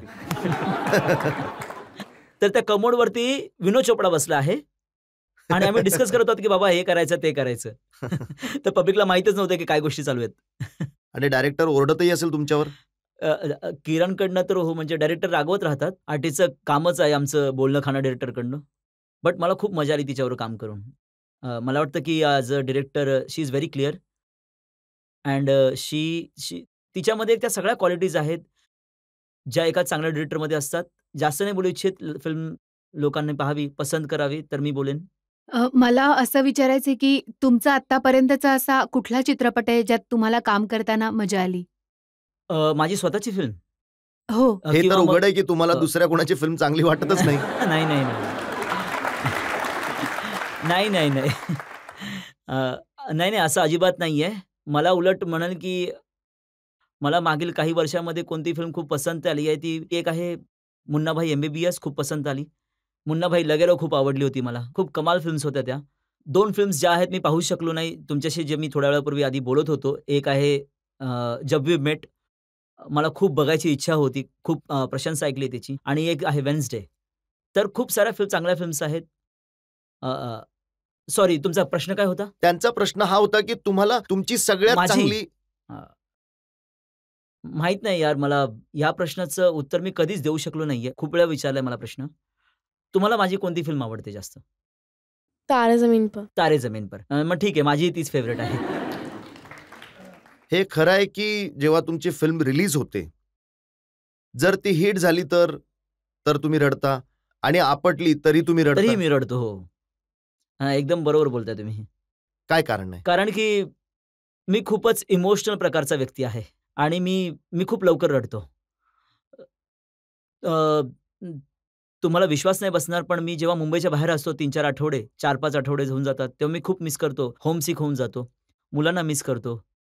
तर जेव्हा मी आपल्या हॉटेल रूममध्ये टीव्ही बघत असतो, तर कधी-कधी मी ॲड्स बघून रडायला लागतो. त्या ॲड्समध्ये मुलं असतात, त्यांना बघून मला रडायला येतं. या आधी की इथे दुःख होईल, तुम्ही रडाल, मी एक ब्रेक घेतो आणि ब्रेक नंतर जेव्हा आपण भेटू तेव्हा आपकी अदालत मध्ये आमिर खान यांच्यावर जनतेच्या खटल्याचा आणखी एक भाग. कोणता रोल कराल तुम्ही जर महाभारत बनली? बघा, महाभारतामध्ये तर एकाहून एक पात्र आहेत. महाभारतामध्ये एकच रोल सूट करतो, तो मला कृष्णाचा.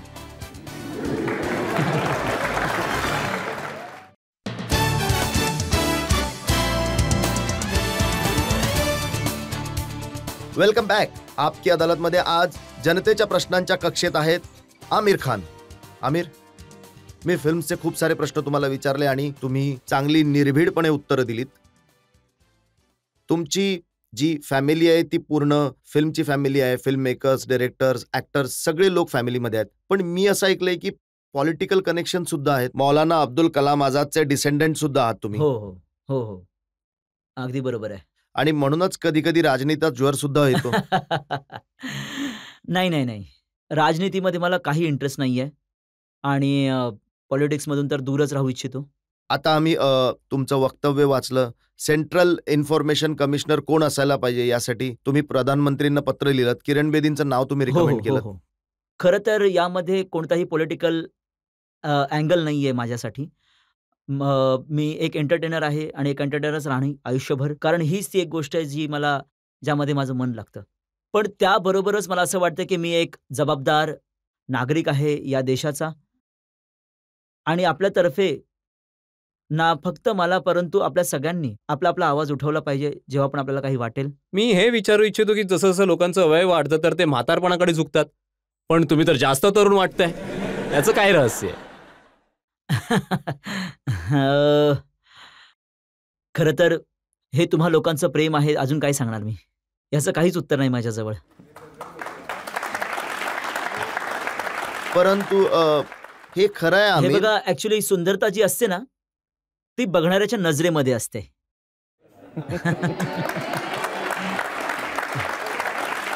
पण हे खरं आहे की ही सुंदरता आणि हे तारुण्य टिकवण्यासाठी आपल्या बॉडीला खूप टॉर्चर करता तुम्ही. ऍक्च्युली टॉर्चरची गोष्ट नाहीये. हे तर टॉर्चर तर गजनीसाठी झालं होतं. परंतु जर माझी जी गोष्ट लक्षात आली, ही गोष्ट त्या सगळ्या फिल्म्स केल्यानंतर जी मी बॉडी चेंज केली आहे, इतकी एक्सपेरिमेंट केले आहे बॉडीसोबत, तर मला 2-3 गोष्टी, खूप महत्त्वाच्या गोष्टी लक्षात आल्या आहेत, ज्या मी बोलू इच्छितो, सांगू इच्छितो. एकतर जे आहे की माणूस जो आहे, जे तुमचं डाएट आहे ना, ते खूप इम्पॉर्टंट आहे. तुम्ही फ्रेश चांगलं अन्न खा आणि बॅलन्समध्ये खा. प्रोटीन, फॅट आणि कार्बोहायड्रेट्स या 3 गोष्टींची गरज असते बॉडीला. सामान्यतः लोकांचं हे मानणं आहे की मी कमी खाईल तर माझं वजन कमी होईल. ही गोष्ट फार चुकीची आहे. तुम्ही कमी खाऊ नका. जो आहार गरजेचा आहे तो तुम्ही खा. बॅलन्स्ड खा. लोक विचारतात की हाय प्रोटीन खाल्लं तर मसल्स बनतील. हाय प्रोटीन खाल्लं तुमचं लिव्हर, किडनी खूप प्रॉब्लेम होऊन जाईल त्याला. तर तुम्ही हे करू नका. तुम्ही बॅलन्स डाएट खा. फॅटची सुद्धा गरज असते माणसाला. लोक विचार करतात की मी फॅट्स कमी करून टाकेन, अजिबात तेल खाणार नाही. ही चुकीची गोष्ट आहे. तर तुम्ही बॅलन्स डाएट खावं आणि हेल्दी डाएट खायला पाहिजे. खूप महत्त्वाची गोष्ट आहे. याने तुमचा फेस पण फ्रेश वाटेल. मी पाणी खूप पितो. हे मला डायटिशियनने सांगितलं की तुम्ही पाणी प्या. मी 4 लिटर पाणी पितो दिवसामध्ये. तर तर त्याने काय होतं, स्किन फ्रेश वाटते पाण्याने. तर आपल्या शरीरामध्ये तुम्ही बघाल की 80% पाणी आहे. 70-80% पाणी आहे. जसं पृथ्वीवर सुद्धा 70% पाणी असतं. हो, 70% पाणी आहे. तर पाण्याचा इंटेक खूप गरजेचा आहे. आपण विसरून जातो, आपल्या लाईफमध्ये व्यग्र होतो. तर आपण पाणी आधी खूप कमी पाणी पित होतो. जेव्हा मला हा अनुभव आला, मी पाणी पिणं सुरू केलं, तर डाएट चांगलं आणि रेस्ट, तुम्ही झोप पूर्ण घ्या. या सगळ्या गोष्टी खूप महत्त्वाच्या असतात आपल्या हेल्थसाठी. बाकी तर देवाच्या हातामध्ये असतं. सर, मला विचारायचं की तुमचं ड्रीम प्रोजेक्ट काय आहे? ॲक्च्युली माझा एक ड्रीम प्रोजेक्ट आहे, पण मी त्याला खूप घाबरतो. त्याला सुरू करण्यासाठी. माझ्या मनात ही खूप मोठी इच्छा आहे की मी महाभारत बनवावं.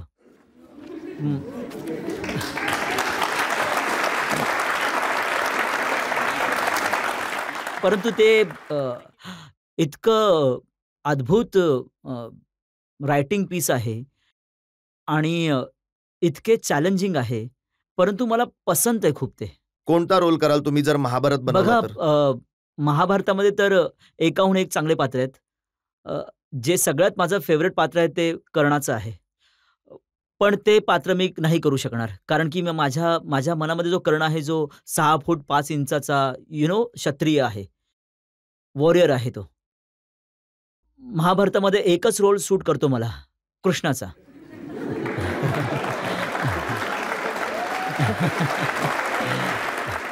परंतु मी घाबरतो यासाठी की ते बनवायला, कारण की ते सुरू करायला. ॲक्च्युअली मी डिरेक्ट करू इच्छितो महाभारत. पण ते इतकं डिमांडिंग आहे की मी कुठे माझ्याकडनं चूक न होऊन जावी, मी त्याला चांगल्या प्रकारे नाही बनवू शकलो. आणि तो असा एक सब्जेक्ट आहे जो मी आज ठरवलं की मी आज बनवणार आहे. तर माझे पुढचे 20 वर्ष तो एक सब्जेक्ट बनवायला 20 वर्ष जातील. म्हणजे 5 वर्ष तर फक्त रिसर्च होईल. तुम्हाला समजतंय मला काय म्हणायचंय? तर तो खूप डिमांडिंग सब्जेक्ट आहे. तर मी घाबरतो त्या दिशेला जायला. परंतु माझ्या हिशोबाने वर्ल्डचं सर्वोत्तम एक जर स्क्रीन प्ले कोणता आहे तर तो आहे. म्हणजे जर चांगल्या प्रकारे बनवला गेला तर मला वाटतं की एका भारतीयानेच बनवला पाहिजे. तर हे जितकं आहे, हॉलिवूडच्या ज्या फिल्म्स बनतात मोठ्या लॉर्ड ऑफ द रिंग्स वगैरे, त्या सगळ्यांचा बाप महाभारत आहे ॲक्च्युअली माझ्या दृष्टीने. हे तर खरं आहे की असं बनवण्यासाठी डोक्यामध्ये वेड पाहिजे, आणि तो कदाचित तुमच्याशिवाय कोणात नसेल.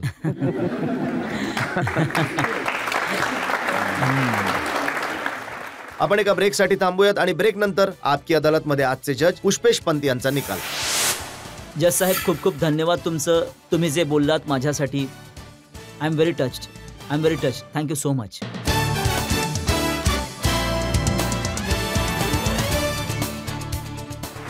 आमिर, आम्ही प्रत्येक प्रकारचे प्रश्न तुम्हाला विचारले आणि निर्भीडपणे मोठ्या तत्परतेने तुम्ही उत्तरं दिली. आता वेळ आहे आपकी अदालत मध्ये आजचे जज पुष्पेश पंत यांच्या निकालाची. पुष्पेशजी, तुमचा निकाल आजच्या खटल्यावर. एक जुनी म्हण आहे की न्याय आंधळा असतो, आणि कदाचित यासाठीच आज आमिर खानला या कठड्यामध्ये उभं केलं गेलंय. जिद्द ही आहे की सिद्ध करून दाखव की कायद्यापेक्षा कोणीही मोठा नसतो. ज्या पद्धतीने आरोपी पिंजऱ्यामध्ये बसला आहे, त्यांनी निर्भीडपणे प्रश्नांची उत्तरे दिली आहेत, आपलं स्पष्टीकरण दिलंय. त्यामुळे असं वाटतं की त्यांनी उल्लेख केला होता महाभारताचा, मात्र रामायणाच्या अग्निपरीक्षेचे भाव त्यांच्या चेहऱ्यावर दिसत होते, जसं सत्याला कधी धोका नसतो. मला वाटतं, आणि अदालतला मला नाही म्हटलं पाहिजे, अदालतला असं वाटतं की परफेक्शनिस्ट असणं कोणताही गुन्हा नाही, आपल्या मनाचं ऐकणं सुद्धा गुन्हा नाहीये. एका मर्यादेपर्यंत जो कोणाला नुकसान नाही पोहोचवत वेडं असणं सुद्धा गुन्हा नाहीये. आणि मला असं वाटतं की कदाचित वेगळी वाट चोखंदळणं गुन्हा कधीच होऊ शकत नाही.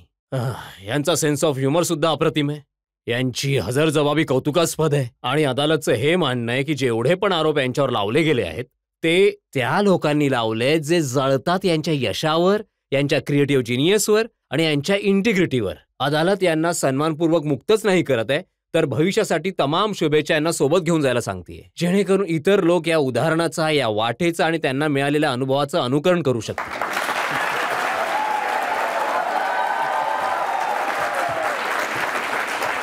थँक्यू.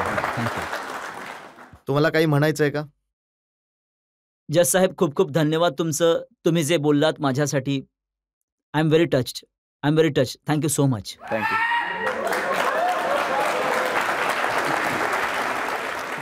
या आशेने, या विश्वासाने आमिर खान जसे आहेत तसेच बनून राहतील, नेहमी आपल्या म्हणण्यावर अडून राहतील, आपल्या मनासारख्या फिल्म्स बनवतील, मिनिंगफुल फिल्म बनवतील, आणि जनतेचं यांना इतकं प्रेम मिळावं की यांना सांभाळता न यावं, या इच्छेबरोबर आजचा शो इथेच समाप्त करूया.